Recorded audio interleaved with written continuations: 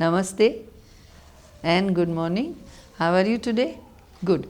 Today I forgot greeting you because this is one of the most important and special chapters of Sangeeta Ratnakar that we are going to study.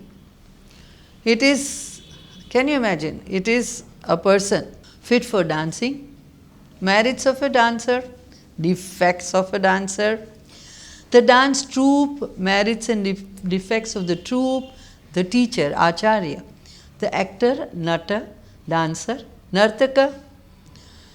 In Sangeeta Ratnakar terms, it is the Shrama Vidhi, Patra Lakshana, Patra Guna, Patra Dosha, Sampradaya, Sampradaya Guna and Dosha, Shikshaka, Nata, Nartaka.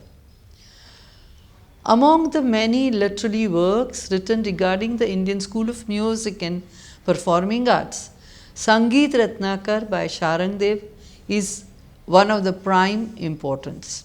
It has 7 volumes, sections. The first 4 are dedicated to the art of singing and music. The 5th talks about rhythm. The 6th talks about musical instruments, and the 7th about the musical enactment, acting, dance enactment, acting and performances. The last one is also known as Nrityadhyaya or Nartanadhyaya. It has 1378 shlokas, of which 1217 to 1223, that's about 6 shlokas that talk about Shrama Vidhi in detail. Shrama Vidhi itself is self-explanatory. Shrama means labor, hard work, and Vidhi means the activity. Hence, Shrama Vidhi means the activity or the art involving labor, the art of acting and dancing, the hard work taken to learn the steps, pursue excellence via practice and meditation are all explained in the detail. The whole shlokas regarding Shrama Vidhi in Sangeeta Ratnakar will be explained in detail by us. It is the shlokas 1217 to 1223. Shrama in this case essentially means the art or the process of learning dance according to the shloka 1217.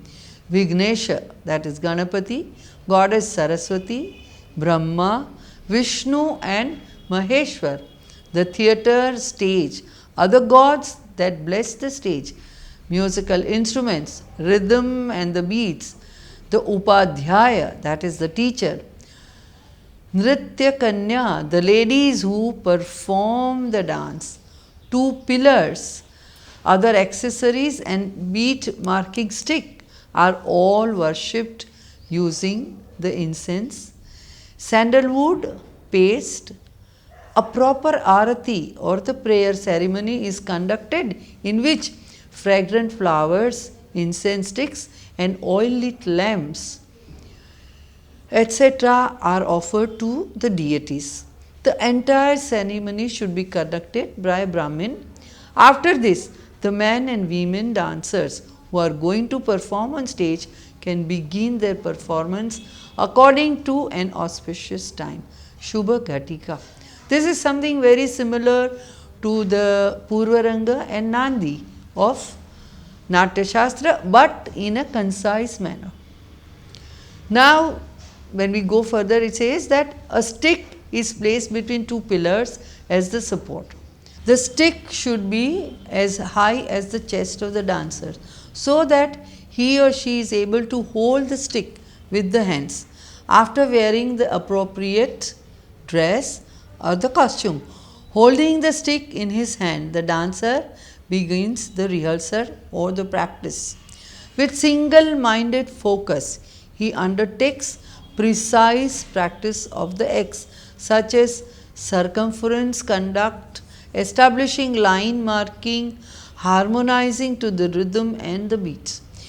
He also has to learn about lasyanga, the song, the musical instruments and other accompaniments that will affect and assist his and her performance. Shamavidhi is hence explained. There is detailed examination of all aspects in it. The lady dancer is referred to as Sumana.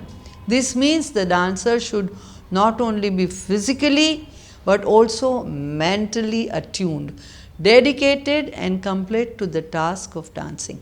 She should possess a vision and eye for gauging the rhythm. Patra Lakshana. As we are going into details of different presentations and definitions given by Sharangadeva, the one of the most important is the Patra Lakshana. Patra Lakshana is also very self-explanatory, as Patra means the character or the person who is going to perform the dance, and Lakshana means a symbol, a mark, a yardstick, characteristic. Patra Lakshana here hence means the various characteristics that are essential and need to be present in a performer or the character. From Shlok number 1224 to 1230, Sharangadeva explains in detail the Patra Lakshana. The lady or the Naika or the heroine who is going to dance is referred as the Patra. Experts have classified the character into three: Mugdha, Madhya and Pragalbha. Prior to the dance, there is a support dance of a lady dancer. The Patra is explained on the basis of the Mugdha, Madhya and Pragalbha forms. Mugdha symbolizes the youthfulness in the character and is explained by its three forms, that is pressed lips, the upper part of the bosom, cheeks, back, thighs and facial expression make the first form of the youth. The lower body, posterior back and thighs should be firm and the bosom should be supple. These are the indicators of attractiveness as detailed by Kamadeva, the god of law.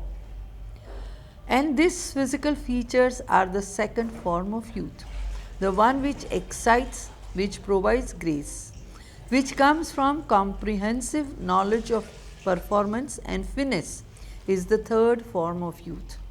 There also exists a fourth form. It focuses on the lips, the chest, cheeks and the back.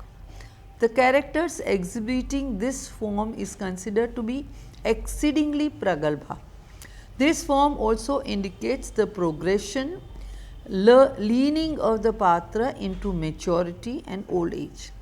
As it is devoid of appeal, the experts deem it to include in the forms of youth. The hair is an aspect which cannot be guided by expression and is devoid of expression. Hence, it is not included as the part of youthful appeal in male and female characters. The Patra, the female dancer, is the fundamental basis of a dance. The male dancer too is vital to the dance performance, but people deem to give prominence of attention and admiration to the lady dancer and consider her to be the lead Patra and not the male dancer. Therefore, the first youthful Patra is of Mugdha, the second of Madhya and the third of Pragalbha. Now we look into the Patra Guna, that is the merits of the dancer. Now here you must know the male and the female dancers. Now aspects of the male and female dancer which shall contribute to bringing out a good performance are considered to be what is Patra Guna. The Patra Guna shlokas are 1231 to 1236. So within about 6 shlokas, it is explained in detail what kind of the guna patra should have. It says the body of the dancer should be fit and presentable. It should be complete in terms of beauty and grace. The eyes need to be portrayed big and expressive. The teeth structure should be uniform and white with an appealing smile. The shoulders and arms should be well chiseled and sculpted. The midriff should be flat and curvy, firm back. The thighs should be like an elephant's trunk and broad at the top and narrowing as they go down. The person should not be excessively tall or muscled up. Lavanya, Kanti, Madhurya, Dhairya, Audarya and Pragalbhata are considered to be the merits of the patra. A dancer possessing elements of the above also needs to be graceful and have knowledge of the rhythm and the beats. The eyes, apart from being big, also need to have fluid vision of an artist which can portray emotions, expressions with ease. This is the reason why the eyes need to be big. After thorough analysis of the Patra Lakshana and Patra Guna, it can be inferred that Patra Lakshana focuses more on the age and Patra Guna on the physical nuances of the dancer. The ideal lady dancer portrayed in Patra Lakshana should also possess the correct Patra Guna. Patra Dosha, that is the demerits of the dancer. Patra Dosha is of the basis of dance enactment. There is a shloka dedicated to the lady dancer who possesses the patra for dancing. If the patra doesn't possess a single gun or merit as explained previously, then the patra is deemed and said to possess avaguna demerit. This causes patra dosha or the flaw in character. Markandeya Purana also has information regarding the patra for dance. Excellence in performance can only be achieved if the dance is performed in its purity. Patra guna accentuates the beauty of the patra or the dancer. Beautifully presented dance creates happiness in the eyes of the viewer. This all is explained in shloka 1237 and 38. Just like the patra is discussed in detail, equal emphasis and elaborate discussion there is given regarding the acharya or the teacher. Merits of the teachers are also discussed. The shlokas corresponding to them are SANGITA RATNAKAR 1247 to 1251. Acharya or Upadhyaya is a respective term given to a person who has made thorough understanding of various scriptures and works written by sages such as Bharata, etc. After grasping a thorough understanding from all the relevant shastras, the Upadhyaya Shikshak is able to provide the knowledge of acting and performance to the disciple. In the form of a teacher, the person is Nritya Tattvagya, someone who has full knowledge of all the elements that go into dance performance, including the rhythm and the beats. He shall possess the vision to dream and translate the magnanimity of a dance performance to the students.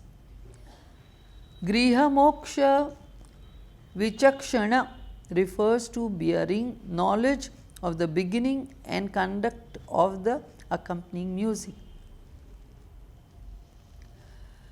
Samadhi Grata Vigya refers to the knack of understanding nuances of the song, including rhythm, beat, sama, atita, anagata and such.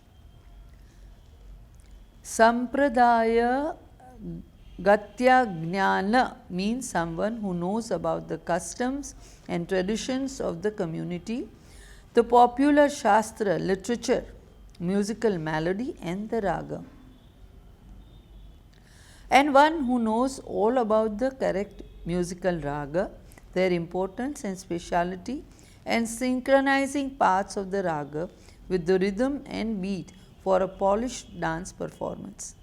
The teacher should bear expertise in rhythm and beats and also organize an orchestra of musicians and musical instruments, arrange and develop special musical instruments, understand their merits and demerits, etc. The teacher should also possess skill to innovate and create new forms of dance over traditional music. An Adarsa Shikshaka is the one who can provide knowledge to the disciple in the right manner. The teacher and the disciple should have heart to heart connection. This brings about fluidity of thought and coordination. It infuses the dance with finesse, sensitivity, and harmonious balance. The teacher should be able to pinpoint the merits and demerits of the dancer. He should also understand the aim, direction, message of the dance performance. He has complete knowledge of the song, music and dance.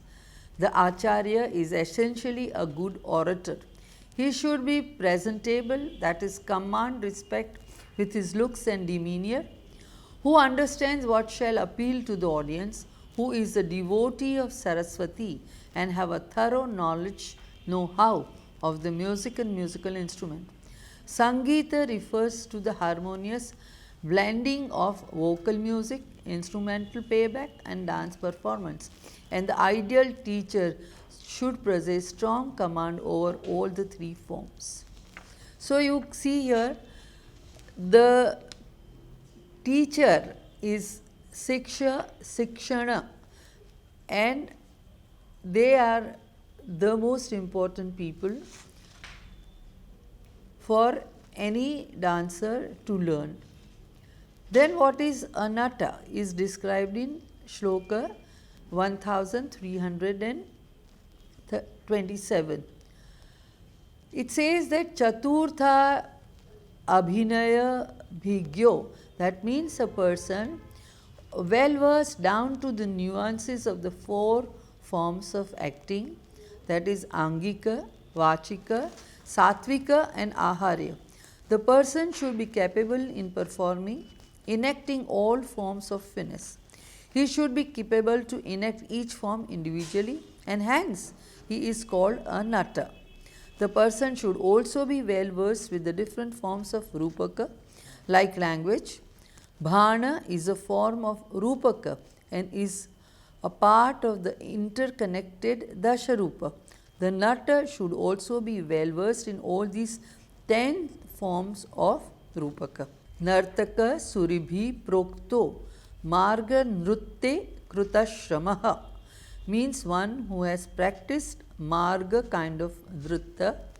Marga Nritta involves portrayal of complex forms such as Karana, Angahara. A person with knowledge of Marga Nritta and who has practiced the Karana, Angahara forms of Nritta is deemed as an actor by the experts. Now we go further to what is dance troupe or Sampradaya. Sampradaya means a community or a group of people who behave like a family. Every Sampradaya affirms to a code or literature. Each Sampradaya also conforms to a set of customs and traditions. Sangeet Ratnakar has given a comprehensive description on the subject of Sampradaya. It has detailed description of all the merits and parameters required to form a complete and functional group or Sampradaya. There is a descriptive discussion on the optimum size and number of the male and female dancers, singers, musicians and all support artists that make up the Sampradaya. Shlokas are 1252 to 1257. Sampradaya, during in all these 5 shlokas, what is described is that Sampradaya consists of a Mukhari, that is the lead artist, and Pratimukhari, that is the support artist. There are 2 Avajjadhari, 2 Addavajja, that is the bearers, 2 Kartaladhari, 32 Mardaladharaka, 2 Taladhari, and 8 Kanyasatala bearers, and 2 Vanshika, the flutist, Vanshikar. There are also 8 male support singers, 8 female support singers, and 2 lead singers. The publisher of the Sampradaya is a vital and all-encompassing character. All characters are at the top of their game. The actors, dancers are well skilled and beautiful, graceful. The singers have melodious voice and perform with expertise. Together they appeal to the minds of the audience with their best performance every time. This is the hallmark of the base Sampradaya. Such a complete Sampradaya is called Kutila Sampradaya. Other Sampradaya, which are half in number compared to the Kutila Sampradaya, which means there is 1 instead of 2. Avajadhari, only 1 Addavaj, 1 Kartaladhari, 16 Mardaladharaka, 1 Taladhari, 4 Kanyasthala are called Madhyama Sampradaya. Kutila Sampradaya has 2 Kartala Vadaka who deliver Rasika, that is interesting, Spashta, that is specific, Ranjaka, that is ornamental, and Prachura, that is intense music as required. Madhyama Sampradaya has only 1 flutist, 4 supporting singers, 2 male singers, and 4 female support singers. If any Sampradaya has less number of members compared to the Madhyama Sampradaya, it is called Kanishka Sampradaya. This way, a Sampradaya can be of 3 types: Kutila, Madhyama, and Kanishka. So, you see, the Sampradaya or the troupe that we have today is nothing. And we go further to the Sampradaya Gunadosha, that is the merits and demerits of the troupe. The merits and demerits of a Sampradaya, that is the group, are explained in great detail in the Sangita Ratnakara. There are so many shlokas describing the guna and dosha of the Sampradaya. A Sampradaya can be considered meritorious if it comprises of people who can function in sync with the Mukhi or Mukhari, catch and match his rhythm with their respective functions, fill up for some flaws and manage the rhythm and beats with electricity, never letting go or missing out on the beats of the music. Such merits are usually a hallmark of Kutil Sampradaya.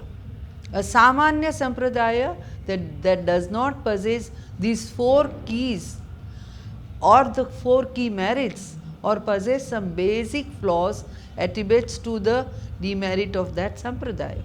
All members of a Sampradaya need to have that harmonious approach and ability to match the rhythm and beats properly. If the Mukhari is not to be related to music, then it is the demerit.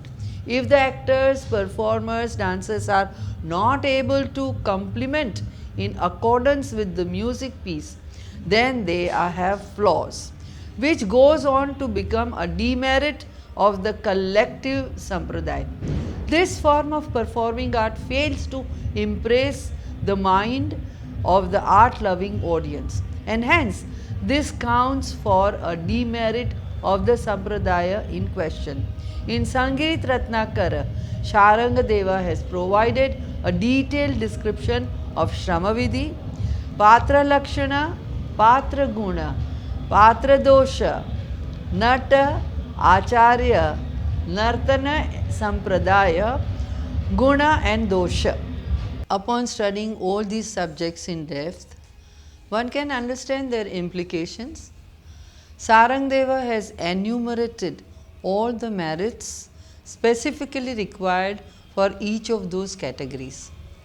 And what can be qualifiable, he has devoted ample descriptions in his discourse. All these factors are important in our modern day technique as well.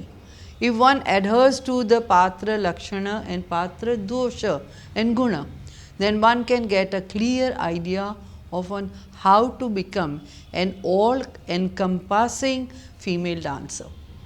One can sketch an imagination of an ideal dance use. Upon referring to the Patra Dosha, the dancer can be identified the flaws in his looks or performance and try to eradicate them and upgrade his craft to the desired level and become a complete dancer. A teacher has to necessarily know all about the subject of Sangita, that is Nritya, Vadya and Gita. Only then can he or she become an ideal teacher. A teacher imparts knowledge, therefore it is essential for him and her to be expert in each and every subject concerning the art. Only then can he or she share the complete knowledge. Only then can she identify and rectify the flaws in the students. If she possesses some creativity, only then can she teach the students an innovative performance and add value to their education and training. One more thing that is explained in the text is that the student and teacher have to have a heartfelt connection. If this is present, then the duo can deliver a compelling and comprehensive performance which feels close to real. An analysis of the Sampradaya is also very important. There is a detailed description of all the traits in supporting artist which an artist would look to influence and bring out the best in himself or herself. If the merits are matching the Kutila Sampradaya, then the character will be able to bring out the best performance and impact the audience the most. The engagement and interest for such performances will be fluid built, which will bring about a joy in the eyes of the audience. But when you look into today's logistics, how far it is possible to have this huge and large sampradaya, but definitely one can have a sampradaya with all the merits and gunas that is necessary in the small group. Thank you. Bye for today.